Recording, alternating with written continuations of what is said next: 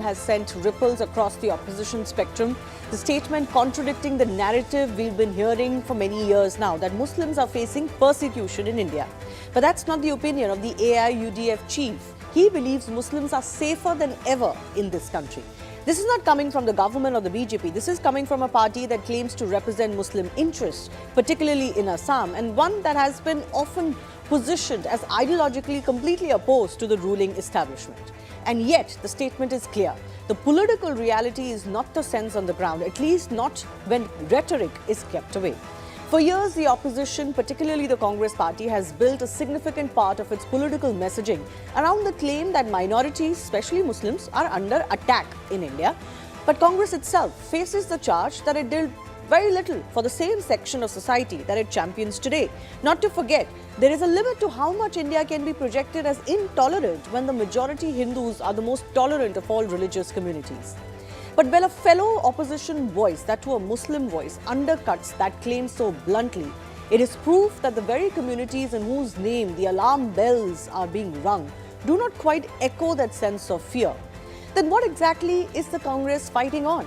Has this campaign narrative collapsed under its own weight? We'll take that and more with our guest joining us in just a bit. So first up on Plain Speak today, Muslims safer than ever. This is what the AIUDF chief is saying, but he is not very lenient on either the BJP or the Congress. So we'll get you more of what he has said in just a bit. Also on the show today, as Tamil Nadu politics heats up, it's the Aryans versus Dravidians debate back in the mix ahead of elections, that too by the incumbent chief minister. Later on the show, we'll also get you what a new Swiss report is saying on Operation Sindoor and how it lauds every facet of this operation mounted by India and how it made Pakistan kneel. First up, no fan of the BJP, AIUDF chief Badruddin slammed both the BJP and the Congress, but it's crucial what he's had to say on the state of Muslims themselves in India. So he made a big statement saying that Muslims are safer today in India than they ever were before. He also added that Muslims have nothing to fear at all. Why? Because their Hindu brothers are actually standing with them.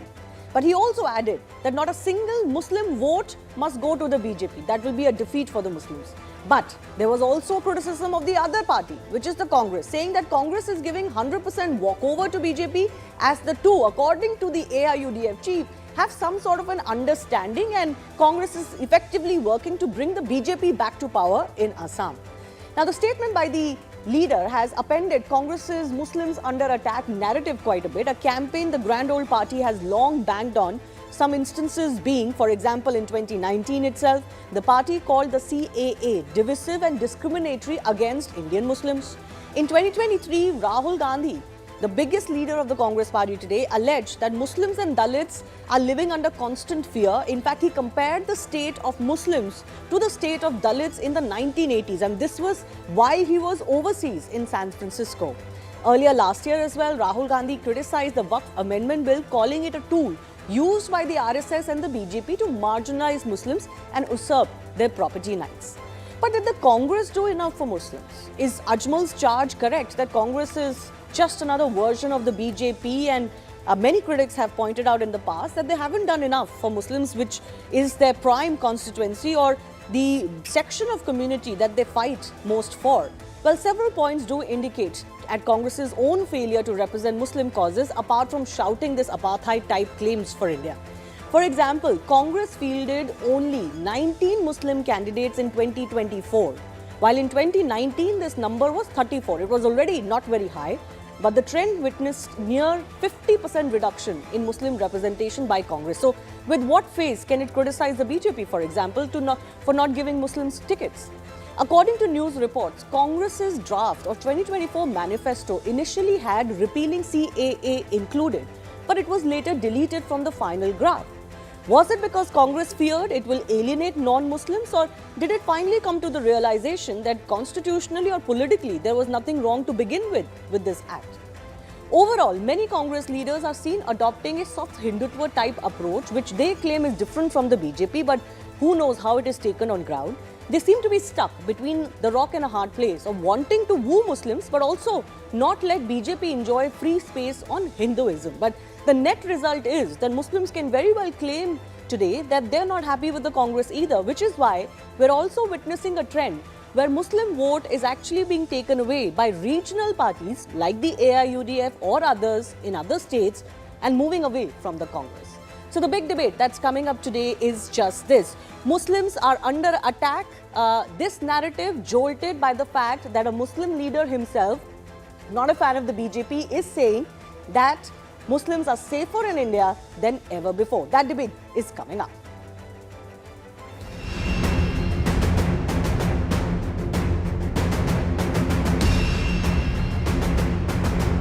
पूरे India में जितना पहले कभी भी नहीं था safe है। मुसलमान को कोई डरने की बात नहीं। मुसलमान के लिए हमारे देश के सारे हिंदू भाई खड़े हैं। चिल्लाने दो, मियाँ मियाँ करने दो, वो मियाँ मियाँ करके पागल हो जाएंगे और मियाँ लोग पावर में जाके बैठ जाएंगे।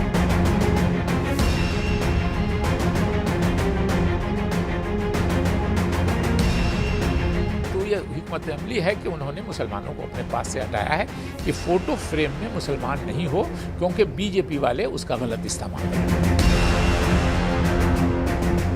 मुस्लिम लीडर्स एक एक करके बहुत सारे कांग्रेस को छोड़कर चले गए। अगर उनको कुछ गलतफहमी है, कुछ कम्युनिकेशन गैप है, तो उसको दूर किया जाना चाहिए। पार्टी को भी इसका संज्ञान लेना चाहिए।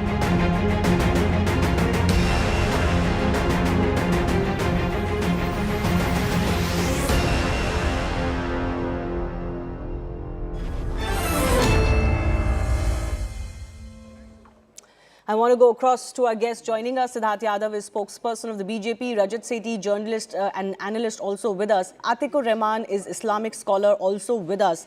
In fact, Atikur Rahman, I will begin with you. We have sound bites of several Congress Muslim leaders who themselves are privy to what happens inside the Congress party, who fear that over the last few years, the Congress is very wary of this so-called closeness to Muslims.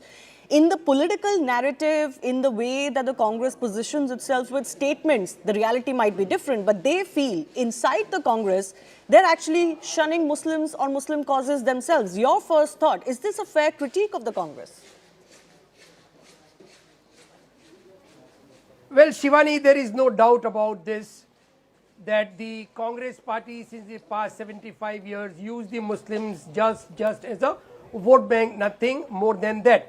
Whenever there were Muslim issues, the issues concerning Muslims, they, just threw the crumbs to the Muslim leadership, and those Muslim leaders survived in the Congress. But as far as the larger community is concerned, we never gained anything. Now, on the top of that, we are getting the charge of that we were being appeased by the Congress party. If we were appeased, the community was appeased, then we should have got good education, we should have good businesses. The community might have, strengthened as far as social and economic backwardness today we are in should have been better than today. Now, as far as, should I go further explaining what Mr. Badruddin Ajmal said? Yes. Yeah, as far as Mr. Ajmal's concern is there, that Muslims should not vote to the BJP, nor the Congress, but regional parties are preferable today. This comes out of the fact that after the Congress used us as a vote bank, we were finding an alternative in 2014. The Muslims voted for the BJP just to find an alternative. But thanks to the cloak of the RSS on the BJP, they never did anything better for the community. And now we are facing something of the regional this thing to vote for the other parties rather than BJP and the Congress. Now, listen, just realize the fact that, Shivani, the national party in the past 10-11 years, they have chosen the Muslim community and particularly our Islam and Quran to be a bad word in their books. So how can the BJP expect that the Muslims should vote for them? We are giving a clarion call since the past 5 years to the Muslim community that even if Nota is a better choice, do not get into the trouble of electing anybody, but vote for Nota just to teach the BJP and the Congress a lesson. I'm a little, surprised that you're saying that, and whether this will be a good policy for the Muslim electorate at large. But I'll invite comments from some of our other leaders. I want to very quickly play out this clip of Shakil Ahmed of the Congress Party, former Congress Party leader, what he said about what was the internal reality as far as Muslims in Congress is concerned and the Congress leadership is concerned. Just listen in. उनको लगता है कि अगर मुसलमान मेरे साथ में रहा, मेरे साथ फोटो आ गया, बगल में रहा, तो बीजेपी वाले उसको ट्विस्ट करके हमको प्रो मुस्लिम साबित करेंगे, इसलिए थोड़ा जानबूझ के बचते हैं। हम लोग उनको बेनिफिट ऑफ डाउट इसका देते हैं। और ये अगर उर्दू में एक बात कही जाती है हिकमत अमली ये है कि आप को दिल में कुछ है मगर मजबूरी में आप कभी कुछ ये कर रहे हैं मजबूर होके, तो ये हिकमत अमली है कि उन्होंने मुसलमानों को अपने पास से हटाया है कि फोटो फ्रेम में मुसलमान नहीं हो, क्योंकि बीजेपी वाले उसका गलत इस्तेमाल नहीं। लेकिन ये तो बड़ी भ्रम की स्थिति वाली बात ये होता है पॉलिटिक्स में, I also have with me Akhil Swami, political analyst, with us in the studios. Akhil Swami, you must have heard what Shakil Ahmed said there. Now, with what face is the Congress party going to criticize others? Because as Atikur Rahman was saying, they don't want to vote either for the BJP or for the Congress. BJP, we understand why. And fair enough, the BJP will explain why it should even want Muslim votes. But why should Muslims of India vote for Congress today either, even though it is the Congress leaders who, quote unquote, raise Muslim issues in India? On ground, Muslims don't feel they do anything for them. Akhil Swami. See, I don't know as to Muslims vote for BJP or Congress or anybody else. I'm not concerned because I'm a Sanatani. I'm a Shuddha Sanatani. But I feel that the Sanatanis are under severe attack by BJP. This has not happened. I'm nearing 74. Never in my life I have seen Sanatanis and Shankaracharya in Prayagraj or say Vrindavan, the saints are being beaten. I know as to how the Sanatanis are beaten, and I was saying since beginning that BJP is an anti-Sanatan party. If they want to favor Muslims, that is their choice. But we will not forget, we will not forgive BJP for the way our children, the Brahmin children were treated in Prayagraj, and they were mistreated. And our Shankaracharya, who is supposed to be the incarnation of Mahadev, and Sanatanis were treated by BJP. I know that they are anti-Sanatani. I do not know where Muslims should vote. But Sanatanis should not vote for them. That's a separate issue, Akhil Swami. The issue today is that you've got a Muslim leader in Assam saying that don't vote for the BJP, which is understandable, but don't vote for the Congress either. You've got other leaders of the Congress party, particularly Muslim leaders of the Congress party, saying that yes, the Congress leadership has to do some internal thinking on whether they're shying away from being seen with Muslims. What is the problem here? Why is the Congress so wary?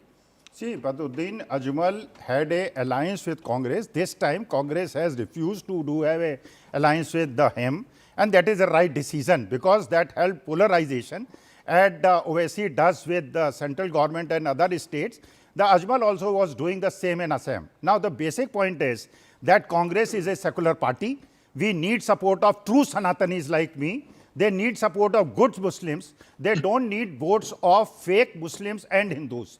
We don't want fake Hindus support. We want Sanatanis, and I don't want my Shankaracharya the way he has been treated. We will take revenge. We will take revenge by votes. Please, 1 second. Admal Badruddin is saying that Muslims are safer than ever in India. So this whole tribe... They have an alliance with BJP. He has an alliance with BJP. He has an alliance, but he's saying don't vote for the BJP. Ajmal that would is be a a BJP defeat agent. For the Muslims. But you're saying he's aligned with the BJP. This is the same charge you can throw on any third, fourth party. But the political reality... No, his statement says don't vote for the BJP and the Congress. He's not saying don't vote for the Congress alone. But this is the political reality where regional parties are taking over the mandate of fighting for the Muslim community. You've seen the success that the MIM is having, for example. At certain parts of India, it's doing even better than the Congress party. But Siddharth Yadav, please respond. I mean, Akhil Swami is using these monikers, which I don't prefer when it comes to Indian citizens.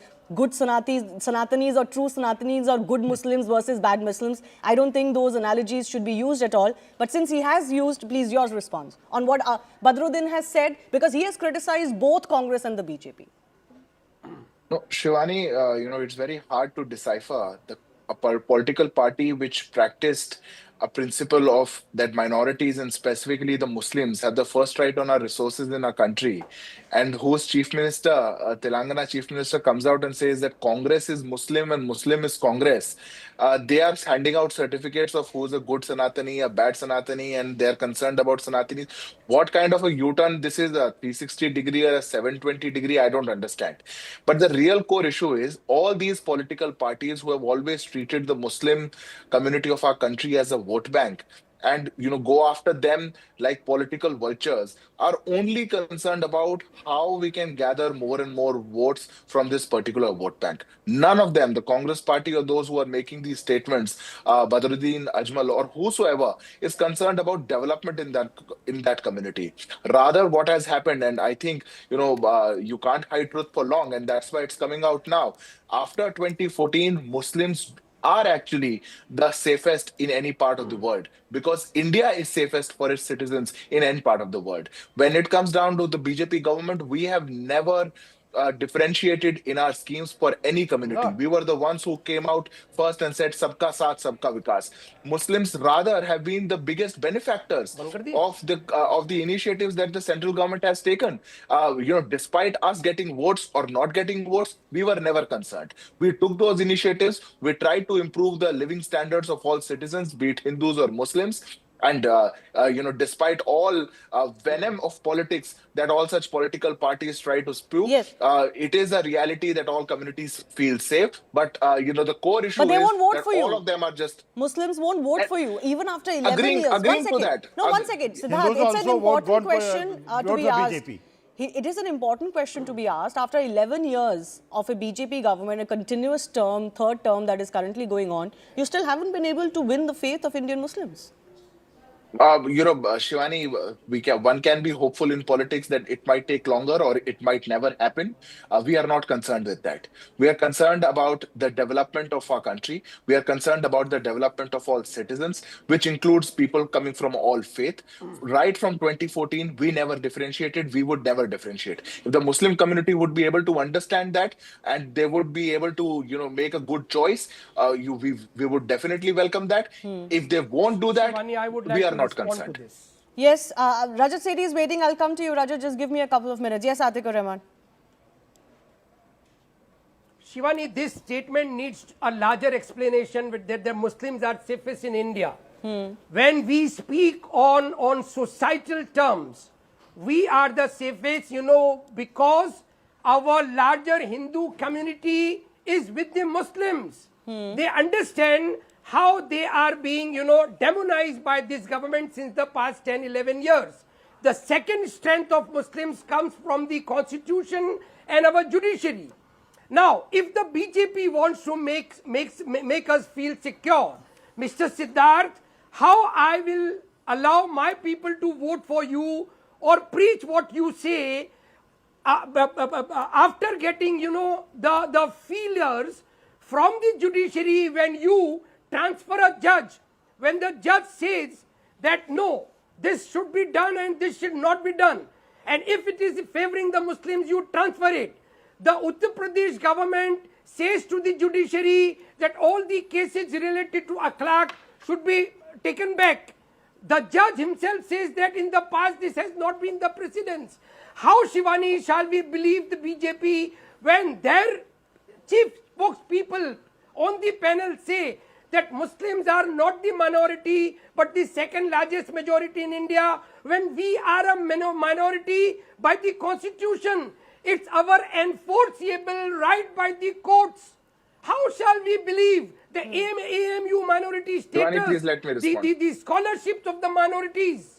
Okay, there are let him respond. The issue is I can argue. Can I just say, the issue is not so much whether Muslims are getting enough, not getting enough, whether one particular party is better for them or not. I think the problem stems from the fact that in the past, and because there's a BJP government at the center, there have been large-scale narratives online during certain issues where it has been projected as if there is a genocide of Muslims going on in India. People have trended this on social media sites, or that there is some large-scale systematic persecution of India. I think that cheeses off, that invites disdain of those who are living in India, not so much if you had certain legitimate concerns to raise over so-and-so said this or so-and-so said that. I think the problem is that there is an ecosystem that is constantly keeping Indian Muslims in this victimhood paranoia, which neither helps the Muslims themselves nor helps the country at large. And I think I am focused on that, but I'll allow Siddharth to respond very quickly and then Rajat, please.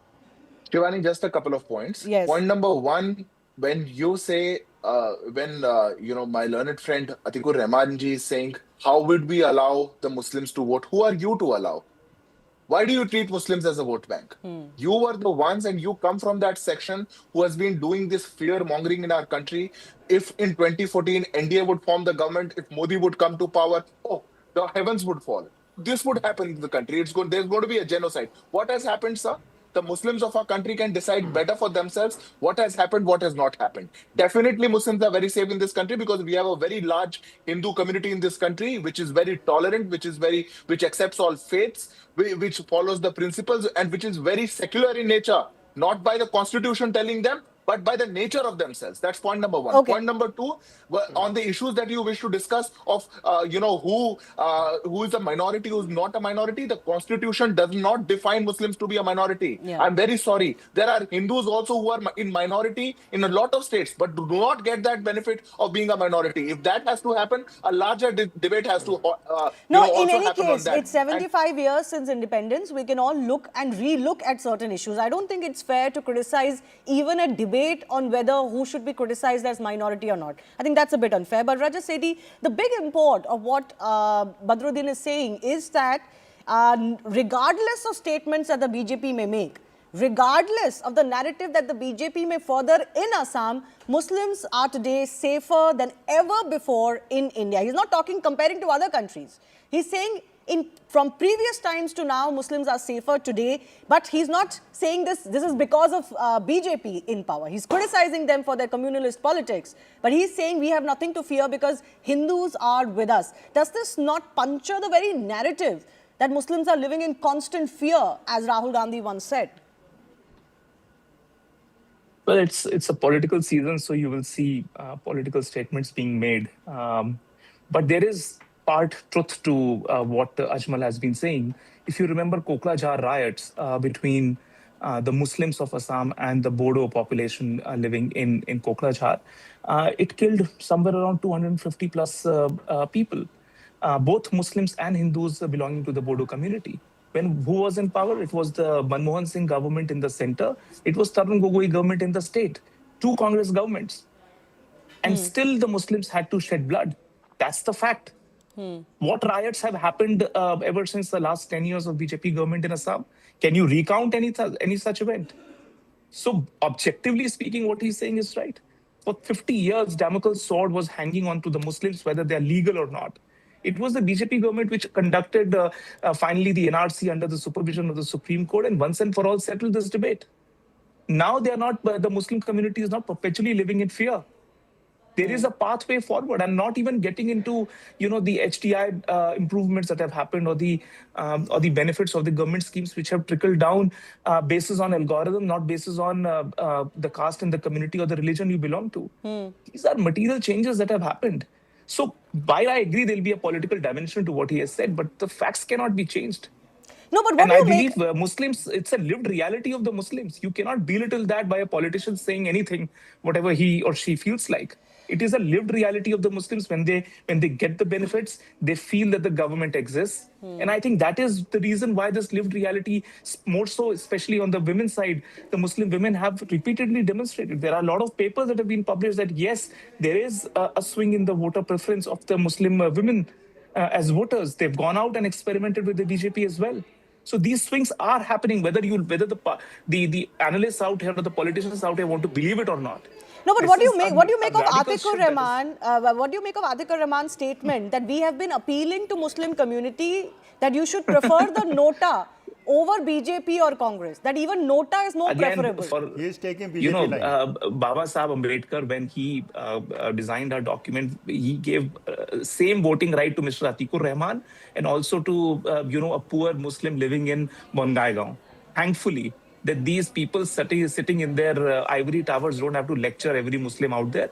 The Muslim has the freedom and the agency to actually cast the vote wherever he or she feels and deems fit.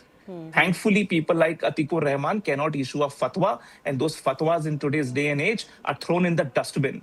That's the reality. And whether those So thank fatwas God have for helped that. Indian Muslims is a conversation that Indian Muslim Atikur Rahman community. should answer. No, the Indian Muslim That community Atikur should Rahman have should between answer. How many themselves. fatwas This have whole resulted in thing how that many you are benefits? somehow separate from the rest, and therefore your vote should go on the basis of certain things, and it should be en bloc or not. I think those are all passe things. The Muslims of India today are not concerned with any of this. But Akhil Swami, I'll give you the final 30 seconds. Don't you think it's a concern, though, for the Congress party that regional parties are being able to woo Muslim votes and electorate more than Congress today? See, Muslims and Christians feel they are safer than ever before. They can vote for BJP. But I can assure you, the true Sanatanis, Hindus would not vote for BJP after the insult of our Shankaracharya, and we will not forgive BJP No, for that's that. fine. You made that Muslims point. can One decide second. as to what they want to decide. But don't you think it's But a BJP is concern an for the anti-Sanatani party. Don't you think it's a concern for the Congress No, party it is not that a concern Muslims because don't Hindus believe will in vote. them anymore? Now Hindus will vote and vote out BJP because the way Vrindavan saints were beaten up and in Prayagraj Shankaracharya's buttocks were beaten, we will take revenge. Okay. And the Brahmins will take revenge. Okay, let me ask Rajat Sethi this. Should the Congress party be concerned that their votes are now being taken by regional parties? Not only do they seem more hungry politically, I think they've shown more chutzpah in fighting the BJP and being there and out there and giving BJP a fight, something that the Congress is criticized for. They're also able to maybe listen to some of the concerns and deliver better for the Muslim electorate. Look at what's happened, for example, in local elections in Maharashtra. Absolutely right. I think Congress was successful in outwitting AIUDF when it came to the Lok Sabha elections. And this is the reason why AIUDF, in order to stay relevant, would want to do something. And these political commentary that you will hear will also increase in the frequency. But we will also see MIM. MIM has filled the gap that Congress party left because of non-delivery on the promises. They've ruled for all these decades, but there's nothing to show on the report card. And this is the reason why upstarts like MIM, like NAI-UDF will continue to haunt the Congress party and upset their calculations each time and every time. I leave it at that. I do thank our guests for joining us. Well, we are talking about elections, but this time in Tamil Nadu. They are approaching fast, and Chief Minister Stalin has now reignited the Dravidian identity pitch, escalating attack on the centre over Hindi imposition. Stalin has turned the electoral battle upcoming into an Aryan versus Dravidian war. The Tamil Nadu Chief Minister has said that 2026 will be another form of Aryan-Dravidian war and that the state won't bow down to Delhi's hegemony. He added that Tamil Nadu loves its language as its very lifeblood and Tamilians are united in this fight against Hindi imposition.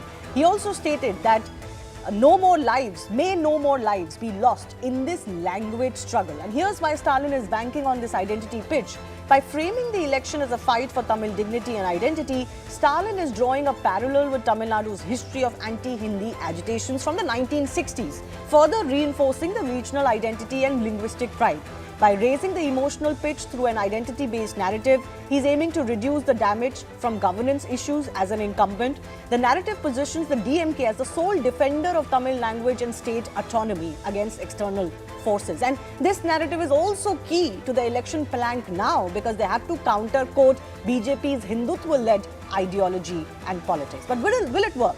Here's why it may and why it may not. While it reinforces a distinct cultural and linguistic identity, portraying Tamil Nadu as a unique entity resisting cultural assimilation, many voters are shifting this focus from the pan-Dravidian ideology towards a more direct Tamil nationalist politics, which may not align perfectly with the DMK's pitch. The narrative historically challenges the quote-unquote Brahminical dominance, which is a key vote bank strategy for the DMK, but it also seen as promoting divisive caste politics, especially in 2026.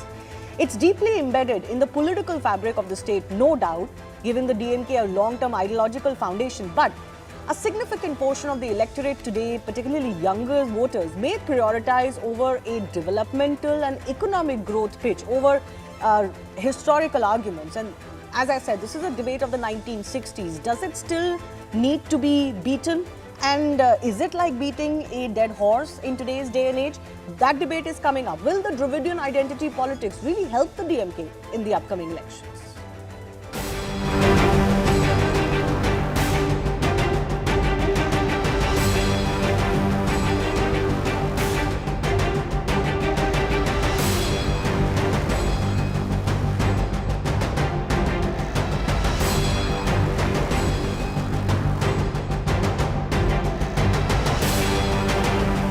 அவங்களுடைய தாய்மொழி அடிகாரத்தில் ஹிந்தி கொடுத்ததுனால இன்னைக்கு அவங்க தாய்மொழி காணா போயிடுச்சு. We need to understand that both Aryan and Dravidian, how are you going to differentiate? Are they not part of India? Are they not the legacy of India? देखिए जैसे जैसे चुनाव नजदीक आ रहे हैं ना, वैसे वैसे स्टालिन ये हिंदी का विरोध करते करते हिंदू का विरोध करने लगे, हिंदुस्तान का विरोध करने लगे. कोई भाषा का स्थान किसी समाज में है या नहीं है, न कोई ये दल तय करता है, न कोई ये नेता तय करता है, वो लोग तय करते हैं.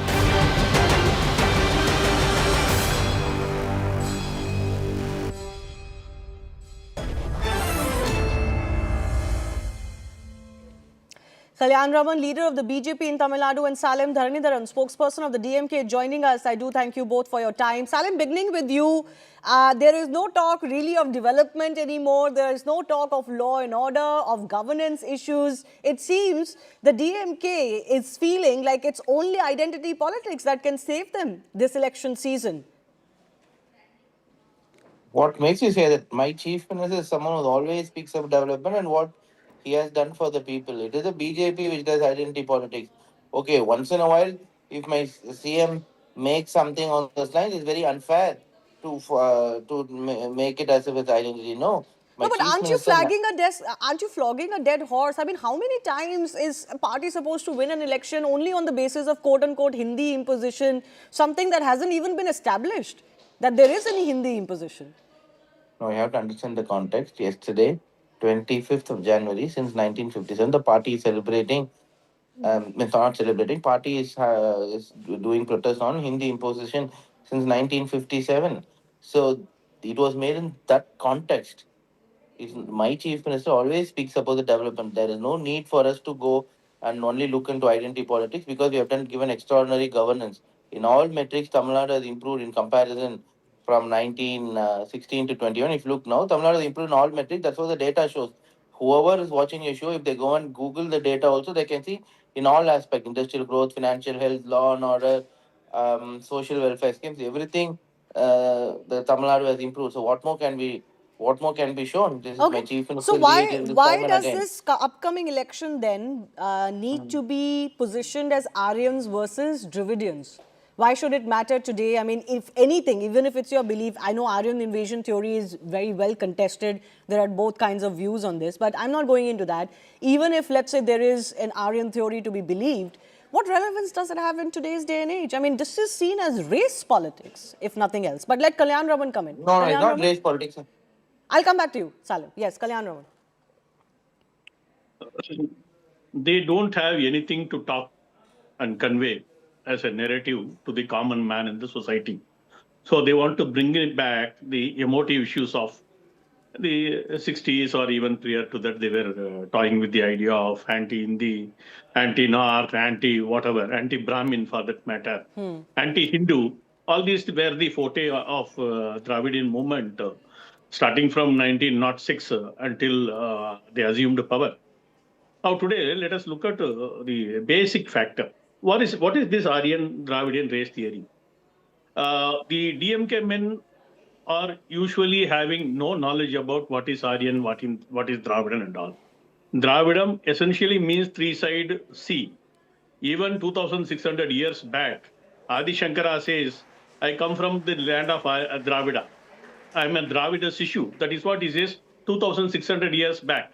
This information or this knowledge is completely absent in the DMK dispensation or the so-called Dravidian dispensation. They don't understand. Mandodari, the wife of Ravana, calls her husband as Aryaputra. That means noble. For her, he was noble. Even as late as 1920, Mahakavi Bharati says Arya Bhumi. Even for that matter, the Tamil Thai Vaittu, these fraudulent DMK had discreetly omitted the term Arya. So the Arya is a connotation for nobleness. Dravida is the regional geographical identity. If this is not known to them and they fell for the narrative set by the Britishers at that time in order to create a fight between the Brahmins and rest of the people saying that the Brahmins are Aryans, if they don't simply understand, I have always asked the Dravidian dispensation that do you fix a date of the so-called Aryan invasion, Aryan migration into India? So far, they have never been able to do it. I have been talking about it since my college days, where I studied in a Dravidian college. The Dravidian college, all the professors, history professors were all the so-called Dravidian professors. I used to ask them, can you identify? As a student of history, you have to fix a date and time of the so-called migration. They were never able to do that. Even to the extent I used to stop them talking nonsense in the form of Aryan Dravidian race theory, because there is nothing called Aryan Dravidian race theory. Now, coming to the question of Stalin speaking about Aryan Dravidian race theory, they don't have absolutely anything to convince the common man of Tamil Nadu. Now they are trying to find a way how they can convince people through emotive issues like Aryan Dravidian race theory, Hindi imposition, North-South divide, dominance by the central leadership, central government. These are the factors on the basis of which they are trying to convince the common man. Hindi imposition is one thing, central hegemony is also one thing, and even if you were to say that there is some Brahminical hegemony, I give that also. You could say there's a social cause to be fought for. But Salim, the term used by the Chief Minister here is Aryans versus Dravidians, and he has termed it as a war. Now, is that not unfair as a pitch when you're talking about an election in Tamil Nadu? I mean, what does this mean? I mean, this is now reminding me of the statement that Udyanidhi Stalin made, that you have to eradicate Sanatan Dharma and comparing it to mosquitoes and, dengue and malaria and corona. Because, this is a mindset which is not of a modern India. Plus, it promotes enmity. When you pitch it as an Aryan versus Dravidian war, war means what otherwise? See, you have to look into the context. We are not going to the context. It was spoken in Kanchipur Mother language, Martyrs' Day, on commemorating those who died in the anti-Hindi agitation. That is when this remark was made. So he was making about the sacrifice made by them, and then the fact is that we will oppose any centralizing tendencies. What we are trying to say is India is nothing but unity in diversity, right? People of different cultures and identity, language exist in India. But then why create a narrative against quote-unquote Aryans? Why create a narrative against quote-unquote Brahmins? They're also part of this unity in diversity, right? Even if you believe the Aryan theory, then you can't say this is an Aryan versus Dravidian war. Now, I began by saying I can understand political criticism on Hindi, central hegemony, funds, even Brahminical patriarchy, whatever you want to call it. But this is effectively a race war. And if you are going to use this as a war, how can you criticize any other political party in India who may say, oh, so-and-so religion came to India as a conquest, for example, that this is foreign, so therefore we are not going to accept it in India. What does this mean? No, you're not letting me complete. The context in which it was made is that there is the present union government which is trying to centralize power, to bring about homogeneity in the pluralistic Indian society. The BJP's approach is that there should be only one language, one culture, one Where food, did Aryans come into this? one religion. Please respond to that. I understand your political opposition to the BJP. Where did Aryans versus Dravidian come into this? See, if you want me to just speak what you want me to speak, how will I speak? I've been speaking 10 seconds and I'm interrupted. I'm speaking for 10 seconds, I'm interrupted. How can I even make an argument when I'm not even let to complete? You've explained me the context 3 times. Please move on from that. For example, delimitation, whereby giving power to the north of India, where to a handful of 6 states, right?